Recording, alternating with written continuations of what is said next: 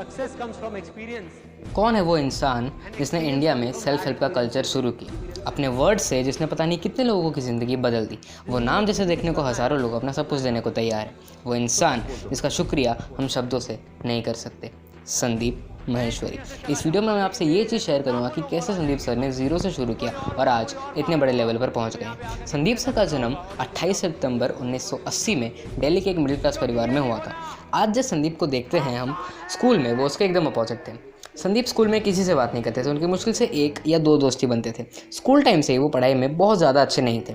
जब तो वो क्लास 10th में आए, उनके घर की फाइनेंशियल कंडीशन थोड़ी थोड़ी ख़राब होने लग गई थी। क्लास 11th में वो बहुत गलत चीज़ों के साथ में इन्वॉल्व हो गए थे। उनका फ्रेंड सर्कल कुछ इस तरीके का था कि उन्हें सिगरेट की एडिक्शन भी लग गई थी। क्लास 12th में जब उन्होंने ये चीज़ रियलाइज़ करी कि उनकी घर की कंडीशन और ख़राब होते ही जा रही है, तो उन्होंने पढ़ना शुरू किया। उनको पढ़ने के अलावा और कोई भी ऑप्शन उस टाइम पे नहीं दिख रहा था, तो उन्होंने सिगरेट एडिक्शन क्विट की और फिर क्लास 12th को 85% मार्क्स से क्लियर किया। उनके स्कूल में 5th रैंक आई थी। हाँ, वही लड़का जो बचपन से पढ़ाई में कुछ खास नहीं था, उसने क्लास 12th को स्कूल में 5th रैंक से क्लियर किया। मीनवाइल जब संदीप सर 11th क्लास में अपना स्कूल चेंज कर रहे थे, तो नए स्कूल में उनकी मुलाकात नेहा से हुई। दोनों रिलेशनशिप में है, दोनों में प्यार हो गया और आज संदीप सर और नेहा मैम हैप्पीली मैरिड है। 12th से निकलने के बाद में संदीप सर ने बहुत सारी चीज़ें करी। उन्होंने 1-2 MLM कंपनीज़ में काम किया, जहाँ से वो बहुत डिसेंट इनकम भी कमा रहे थे।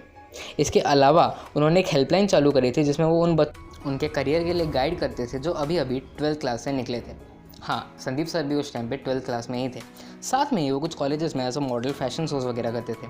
कॉलेज टाइम से ही संदीप सर को मॉडलिंग का बहुत शौक था। फिर उन्होंने ये रियलाइज़ करा कि वो मॉडलिंग नहीं कर सकते और मॉडलिंग में कंपटीशन भी बहुत ज़्यादा है, तो उन्होंने फोटोग्राफी शुरू की। उनके कुछ दोस्त थे जो मॉडलिंग में हाथ पैर मारे थे। संदीप सर उनके पोर्टफोलियो शूट्स करते थे। यहाँ से उनकी लाइफ में फ़ोटोग्राफी के लिए पैशन आया। यहाँ से भी वो महीने के 30-35 हज़ार रुपये कमा रहे थे। इसके साथ उन्होंने 4 बंदों के साथ पार्टनरशिप में एक नेटवर्क मार्केटिंग कंपनी स्टार्ट करी, जो कि बहुत सक्सेसफुल हुई। लेकिन कंपनी बंद होने के बाद में इनके हाथ में 1 रुपया नहीं आया। इसके साथ में वो एक जॉब इंटरव्यू के लिए भी गए थे, जो एक कॉल सेंटर की थी। फर्स्ट राउंड उन्होंने क्लियर किया और सेकेंड राउंड में वो उस जॉब इंटरव्यू से बाहर हो गए थे। ये उनकी लाइफ का पहला और आखिरी जॉब इंटरव्यू था। सेकेंड राउंड में बाहर होने के बाद में उनको बहुत बुरा लगा, लेकिन वो इस फेलियर से बहुत जल्दी उभर गए। ये वो फेस था जब वो बहुत सारी चीज़ें एक साथ कर रहे थे। फिर इन्होंने फोटोग्राफी में एक वर्ल्ड रिकॉर्ड भी बनाया, जो लिम्का बुक में दर्ज है। जिस MLM कंपनी में ये काम करते थे, वहाँ से 1-1.5 लाख की अच्छी इनकम भी हो रही थी। लेकिन इनके सपने बड़े थे। इनको ऐसा लगा कि क्यों ना खुद की कंपनी स्टार्ट करी जाए। अब इनका पैशन था फोटोग्राफी, तो 2005 में इन्होंने फोटोग्राफी से रिलेटेड एक कंपनी खोली, जिसका नाम है imagesbazaar.com। लोगों को ये लगता है कि imagesbazaar.com संदीप सर का पहला बिजनेस था जो कि सक्सेसफुल हो गया। नहीं, इमेजेस बाज़ार के पहले भी संदीप सर ने बहुत सारे बिजनेसेस में हाथ पैर मारा था। वो मॉडलिंग करते थे, फोटोग्राफी करते थे, 3-4 MLM कंपनीज़ के साथ भी वो इन्वॉल्व हुए थे। और इसके साथ साथ में उन्होंने एक सोप का बिज़नेस भी खोला था। हाँ, दिल्ली में घंटाघर नाम की जगह है, जहाँ पर उन्होंने एक सोप का बिज़नेस भी खोला था। संदीप सर की लाइफ में टर्निंग पॉइंट तब आया जब वो एक नेटवर्क मार्केटिंग कंपनी के सेमिनार में गए थे। आप में से जिनको पता नहीं है कि नेटवर्क मार्केटिंग होती क्या है, आप नीचे कमेंट्स में लिख सकते हैं, मैं इसके ऊपर एक डिटेल वीडियो ज़रूर बनाऊंगा। जब वो एक नेटवर्क मार्केटिंग कंपनी के सेमिनार में गए थे, तो वहाँ एक 21 साल के लड़के ने सेशन के एंड में कहा कि वो महीने का 1.5 लाख रुपये कमाता है। और सर की आंखें फट गई कि यार 21 साल का लड़का कैसे 1.5 रुपये कमा सकता है, क्योंकि वो उस टाइम पे बहुत कम में सेटल होने के लिए भी तैयार थे। उनके लिए उस टाइम पे 10,000 रुपये महीना भी बहुत बड़ी बात थी। तो नेटवर्क मार्केटिंग कंपनी के साथ जब वो इन्वॉल्व हुए, तब उनकी लाइफ में चेंज आया। पैसे के से रिलेटेड उनका दिमाग थोड़ा थोड़ा उस टाइम पे खुलने लग गया। ये एक बहुत बड़ा टर्निंग पॉइंट था उनकी लाइफ का। यहाँ से उन्होंने फिर बहुत सारे बिजनेस में हाथ पैर मारा, वहाँ से उन्होंने एक्सपीरियंस गेन किया। फिर जब इनको रियलाइज़ हुआ कि फोटोग्राफी इनका पैशन और इनको इनकी खुद की कंपनी स्टार्ट करनी है, तब 2005 में इन्होंने इमेजेस बाज़ार लॉन्च किया। जैसे मैंने कहा कि 2005 में इमेजेस बाज़ार फ्लॉप हो गई थी, क्योंकि साइट डाउन हो जा रही थी बार बार जब ज़्यादा ट्रैफिक होता था साइट पर। फिर फाइनली 2006 में इमेजेस बाज़ार जब लॉन्च हुई, तो बहुत सक्सेसफुल हुई, आगे बढ़ती ही गई। फिर इसने पीछे कदम नहीं रखा। आज इमेजेस बाज़ार एशिया की सबसे बड़ी स्टॉक फोटोग्राफी साइट है। अब पता है सकी लाइफ में वो पॉइंट जिसके बारे में इन्होंने कभी भी खुले में बात नहीं करी है, कि इन्होंने मोटिवेशनल स्पीकिंग, इंस्पिरेशनल स्पीकिंग का काम कैसे शुरू किया, वो भी फ्री में। इमेजेस बाज़ार सक्सेसफुल है, उसके पहले संदीप सर की लाइफ में बहुत सारे फेलियर्स आ रहे थे। एक दिन वो रात को अपनी डेस्क के पास में बैठे थे और ये सोच रहे थे कि लाइफ में इनके इतने सारे फेलियर्स आ रहे थे। जब इनकी नेटवर्क मार्केटिंग कंपनी बंद हुई थी, इनके हाथ में 1 भी रुपये नहीं आया था, मैं पहले बता चुका हूँ। तो ये 1 महीने तक कुछ भी नहीं कर रहे थे, डिप्रेशन में चले गए थे। इनको ऐसा लग रहा था कि दुनिया जैसे इनके लिए ख़त्म ही हो गई है। रात को 1 बजे अपनी डेस्क पर बैठे हैं और ये सोच रहे थे कि इनकी लाइफ का इतना बड़ा ये फेलियर है, इसको ये अपने तक नहीं रखेंगे और लोगों के साथ में शेयर करेंगे। तो इन्होंने मोटिवेशनल स्पीकिंग का काम वहाँ से शुरू किया। कुछ ऑडिटोरियम्स हायर किए, वहाँ पे लोगों को बुलाया, उनके साथ में बातचीत करी।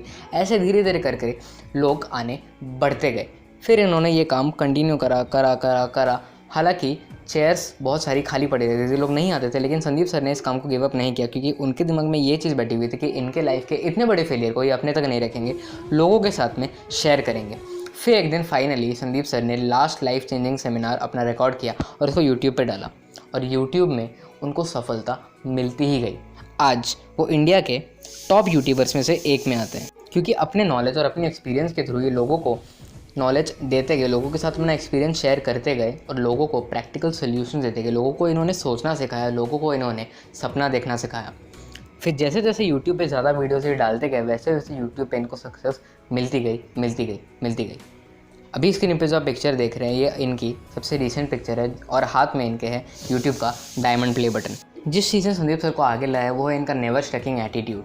कहीं पर भी ये रुके नहीं। आप देखेंगे कि पहले जो इनके वीडियोस होते थे वो बड़े बड़े स्टेडियम्स में होते थे, फिर उन्होंने मॉडिफाई किया, इन्होंने अपने काम में चेंजेस लाए। आज संदीप सर फ्री में सेमिनार्स करते और यूट्यूब से भी एक भी पैसा नहीं कमाते। तो ये थी मेरे आइडल की स्टोरी कि कैसे उन्होंने ज़ीरो से शुरू किया और आज इतने बड़े लेवल पर आकर के पहुँच गए। Hope you like the video. अगर आपको किसी भी प्रॉब्लम का प्रैक्टिकल सोल्यूशन चाहिए, किसी सेल्फ हेल्प बुक की समरी चाहिए या फिर किसी पर्सन की बायोग्राफी चाहिए, मुझे नीचे कमेंट्स में लिख करके ज़रूर बताइए। मैं ट्राई करूँगा उस टॉपिक के ऊपर वीडियो बनाने का। See you next Sunday. Till then bye bye. Thank you so much. Wish you all the best.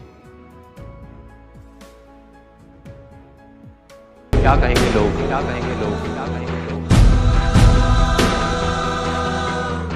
अपने अंदर की आवाज सुनो, अंदर की आवाज। क्योंकि जो आप मान लेते हैं आज नहीं तो कल वही आप बन जाते हैं।